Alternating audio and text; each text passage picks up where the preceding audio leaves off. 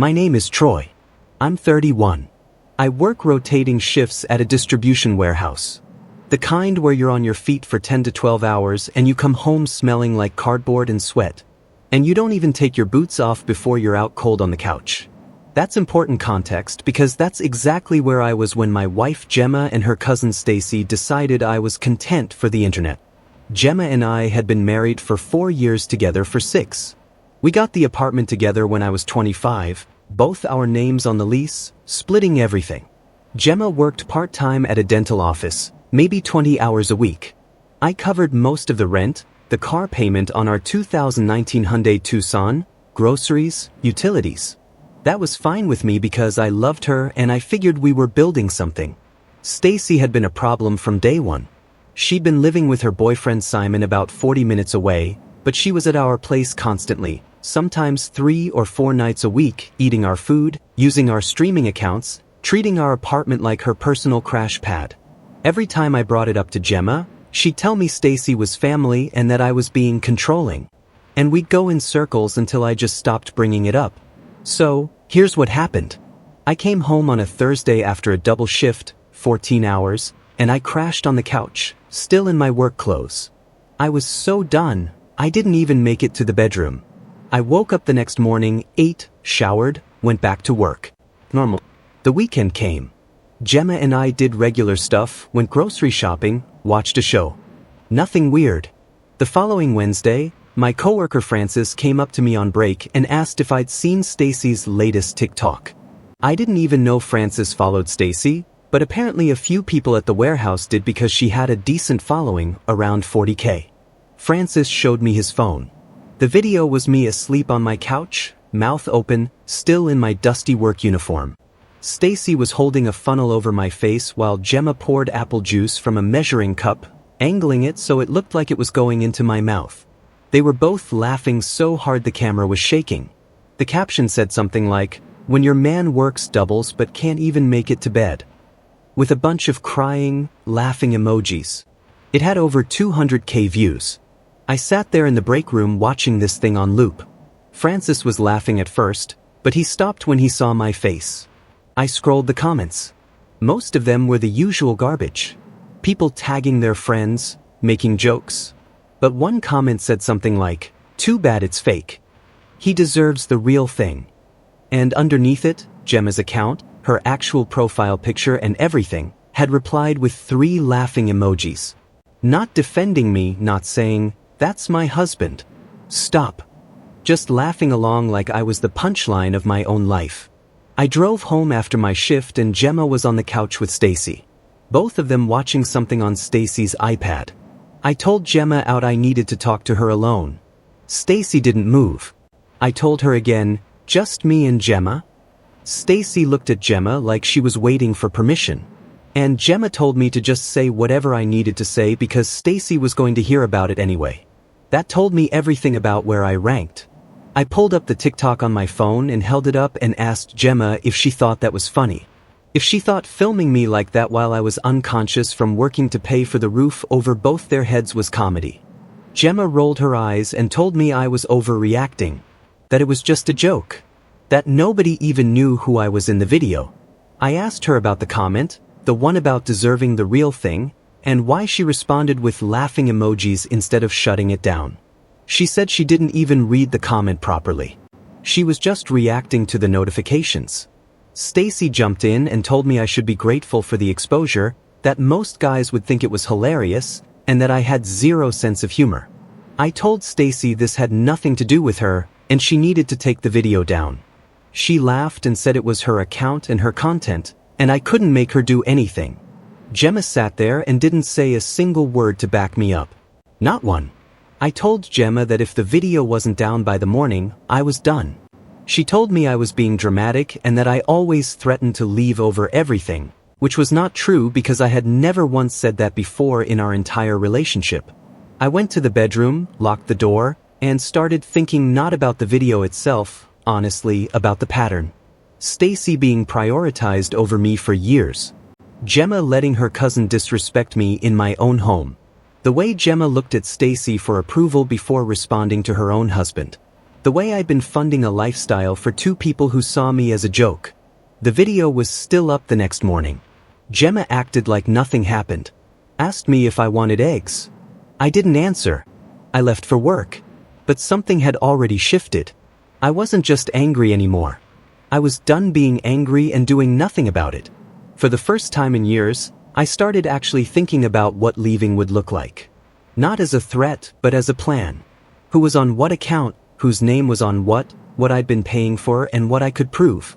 Because if Gemma and Stacy thought I was just going to keep being the punchline while I worked myself to the bone for them, they had absolutely no idea what was coming. The video hit 400k views by the weekend, and I still hadn't said another word about it. Yo, this man worked a 14-hour shift, collapsed on his own couch in his own apartment that he pays for, and his wife's first instinct wasn't, let me take his boots off or let me put a blanket on him. It was, get the camera and a funnel. Like, the man is literally sacrificing his body for this household, and these two are treating him like a prop on a set he funds. And the part that really gets under my skin, Gemma laughing at that comment, because you know what? You can accidentally film somebody. You can even accidentally post it. That's a stretch, but fine. But you do not accidentally scroll to a comment about degrading your husband and hit the laugh emoji. That's a choice. That is a deliberate moment where your thumb hovered, your brain processed, and you picked the... And I already know this man is about to go surgical with it. You can hear it in the way he stopped talking about it. Silence from someone who's been loud for years. That's not surrender. That's blueprints being drawn. Update 1. Alright. A lot of you asked for an update, so here it is. It gets worse before it gets better, so settle in. After the confrontation about the TikTok, I went quiet. Not silent treatment quiet. I just stopped engaging with anything that wasn't necessary. Still came home, still slept at the apartment, but I stopped initiating conversations. Stopped picking up groceries on the way back from shifts. Gemma noticed within 2 days and did what she always does when she feels me pulling back. She went to her mother, Belinda. Let me explain Belinda because she's a big part of why Gemma is the way she is. Belinda raised Gemma and Stacy's mom as a single parent and ran that family like a matriarch who could do no wrong.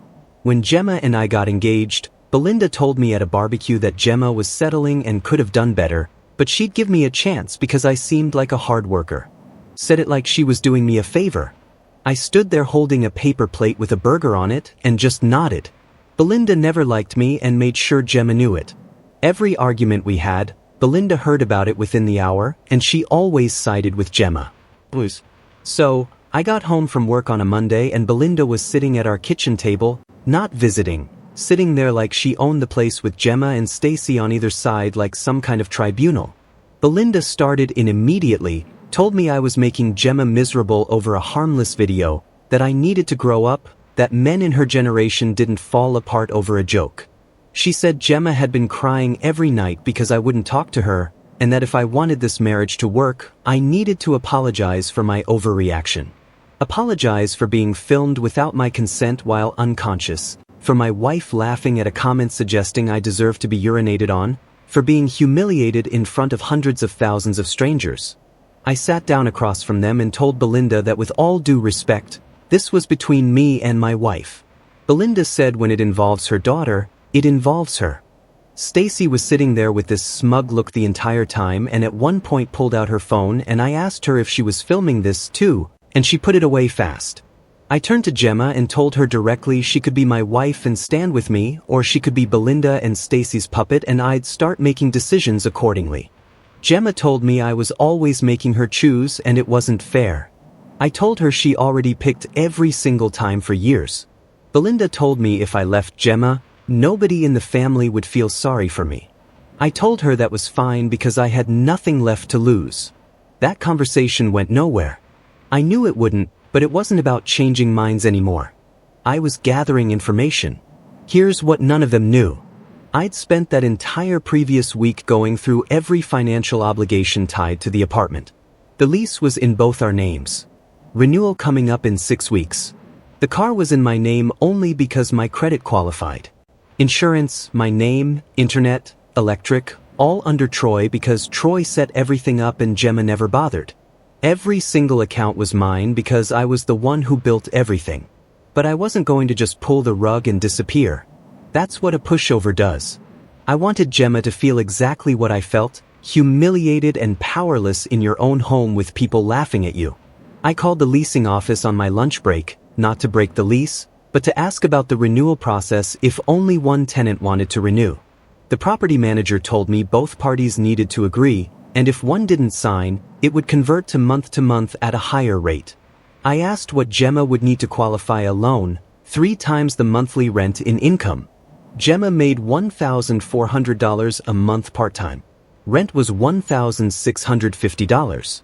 I also reached out to my older brother, Francis. I'd been embarrassed about how things were with Gemma, so we hadn't talked much. I showed him the TikTok and he watched it without saying anything. Then he told me his spare room was mine whenever I was ready and that he'd been waiting years for me to wake up about Gemma. 2 weeks after Belinda's ambush, Gemma tried a different approach. She came into the bedroom while I was going over some paperwork, sat on the bed, and told me she missed me.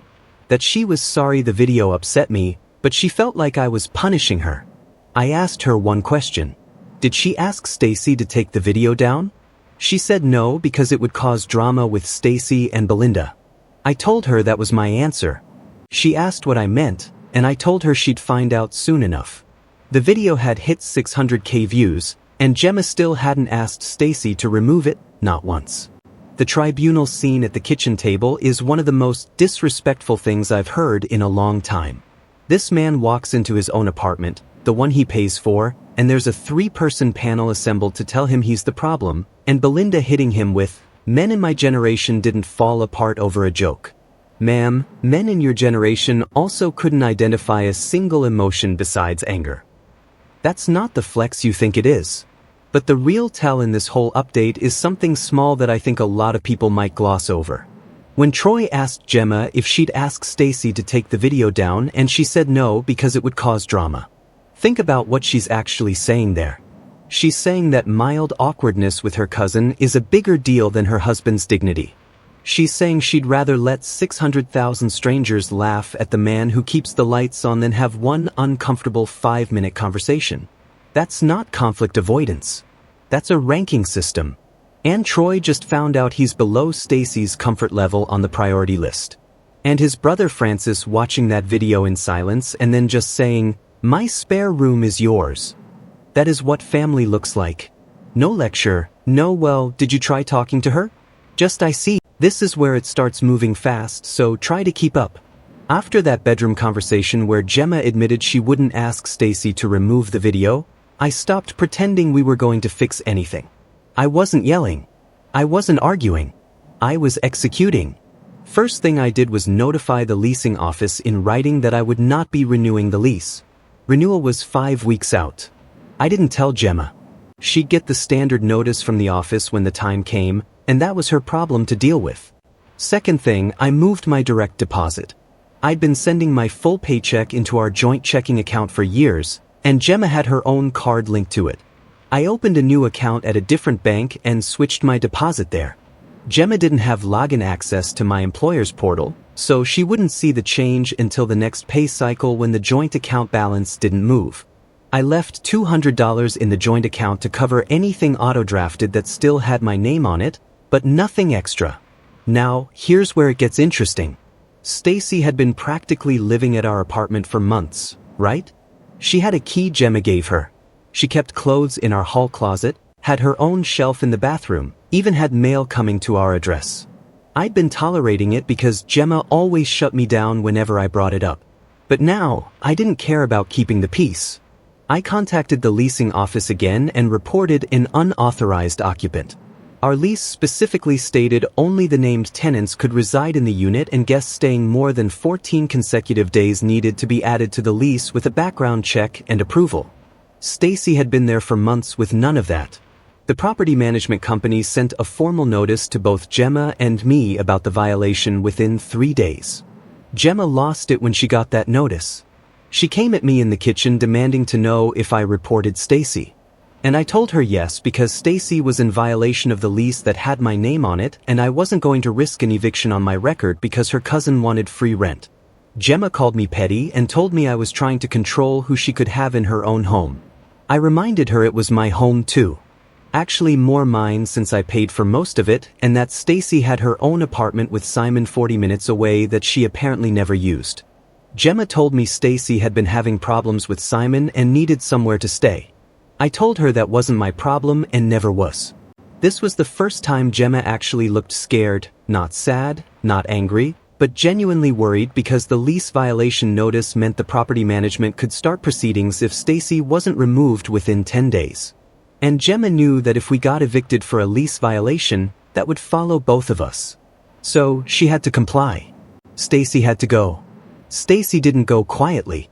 She showed up the next Saturday to collect her things and spent the entire time telling Gemma how I was a controlling, insecure loser who couldn't handle a joke. She kept saying it right in front of me while she packed her bathroom shelf into a garbage bag. I didn't engage. I sat at the kitchen table eating cereal and didn't say a single word to her. That made her angrier than anything I could have said. She told Gemma to come stay with her and Simon, and Gemma said she couldn't just leave because her name was on the lease, too. Stacy told her to just stop paying and let me deal with it, which was hilarious advice considering Gemma barely paid anything to begin with. Now, here's the part one didn't see coming. Belinda called me directly that evening, not Gemma's phone, my phone. She told me I was tearing the family apart over my ego and that kicking Stacy out was cruel and unnecessary. I told Belinda that I didn't kick anyone out. The leasing office enforced the lease terms and that maybe Stacy should have thought about consequences before filming someone in their sleep and posting it for 1 million people to laugh at. Belinda went quiet for a second and then told me something that actually explained a lot.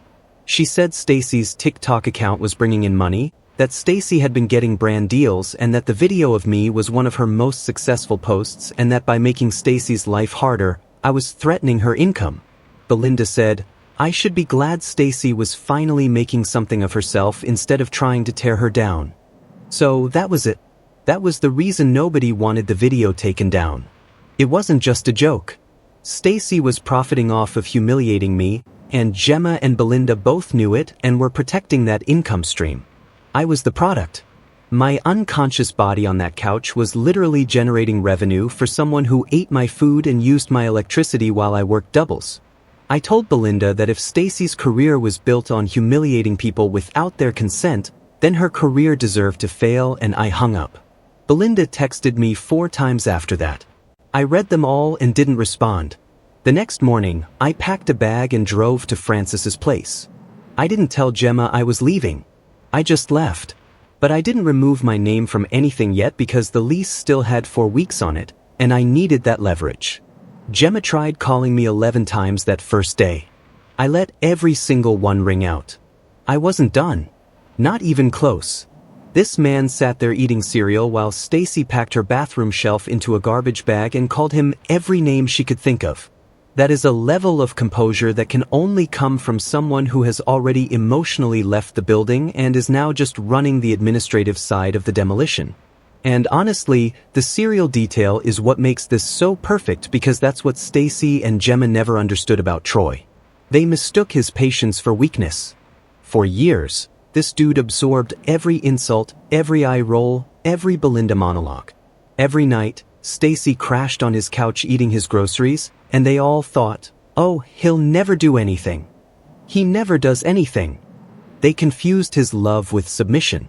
And now they're watching a man who knows every account number, every lease clause, every financial thread holding their little arrangement together, and he's pulling them out one by one like a surgeon. But the Belinda phone call revelation, that's the part that should make everyone's blood boil. This whole time on the tribunal, the guilt trips, the you're tearing this family apart, all of it was about money. Stacy was getting brand deals off that video. Troy's sleeping body was literally a revenue stream. They weren't defending family. They weren't defending a joke. They were defending a business model. And the business model was exploiting a man too tired to stay awake. And they had the audacity to call him selfish. Every person in that family saw Troy as a resource. Gemma saw a biller. Stacy saw content. Belinda saw a workhorse her daughter could ride until a better option came along. Not a single one of them saw a person. Final update. Last one. This is where everything landed. After I moved to Francis's place, I gave it 1 week of silence. Gemma's calls slowed from 11 a day to 3. Then she switched to texting walls of messages. First angry ones about me abandoning her, then sad ones about not sleeping. Then practical ones asking about car insurance and the electric bill. I read everyone because I needed to know where her head was at. She still hadn't mentioned the video, not once. It was all about what she was losing, never about what she did. The lease clock was ticking. 3 weeks left.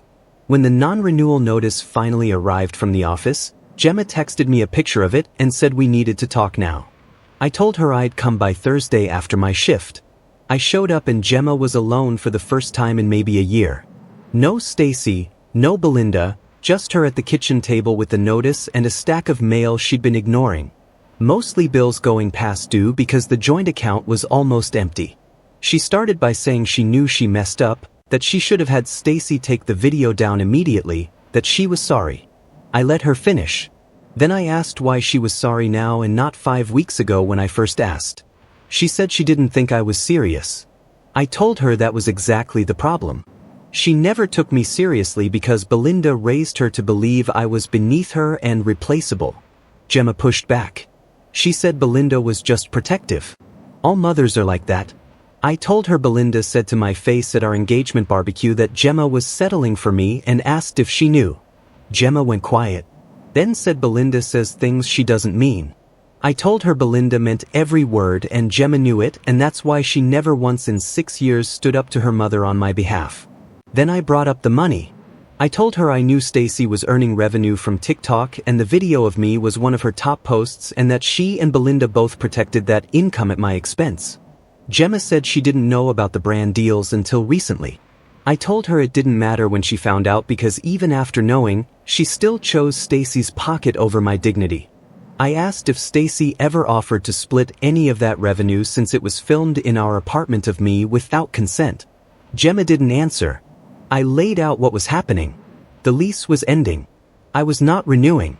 She could try to sign a new lease alone, but she'd need to qualify financially.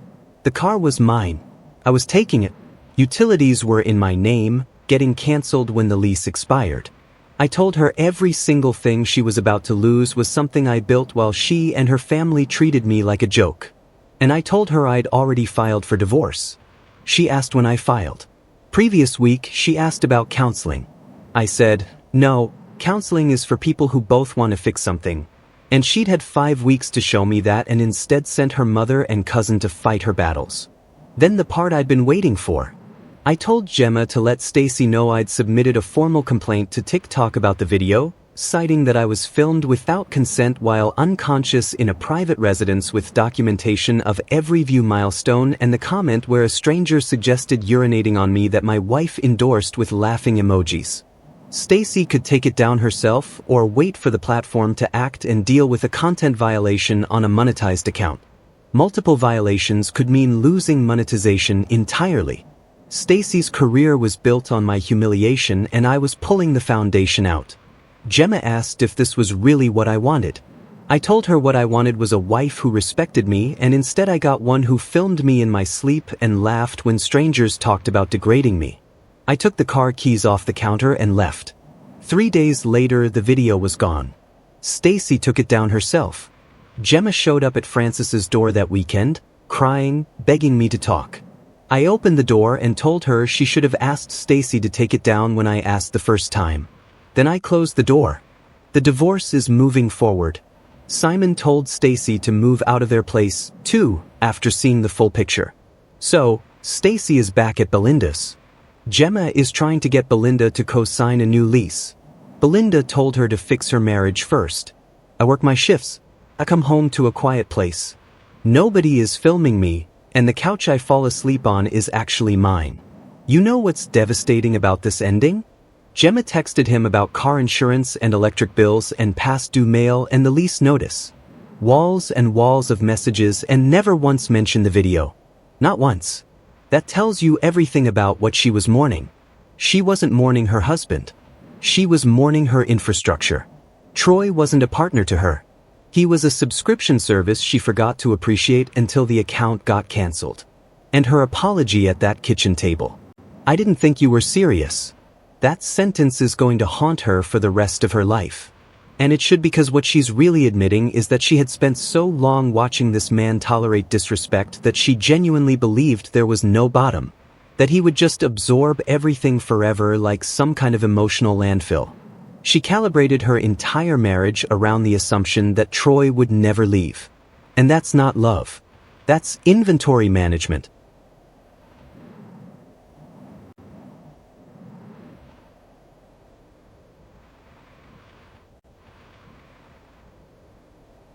But my favorite detail in this entire saga, Belinda, the same Belinda who orchestrated tribunals and told Troy nobody would feel sorry for him.